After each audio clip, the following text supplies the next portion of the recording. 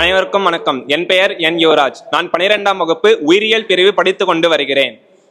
கல் தோன்றி மண் தோன்ற காலத்தில் வாளோடு தோன்றி மூத்த குடியே என் தாய் தமிழே உன்னை வணங்கி என் கவிதையை நான் தொடங்குகிறேன். பணமே நனைத்தால் நனைந்து போவாய், எரித்தால் எரிந்து போவாய். நனைத்தால் நனைந்து போவாய், எரித்தால் எரிந்து போவாய். மண்ணில் இட்டால் மக்கி போவாய், ஊதினால் பறந்தே போவாய்.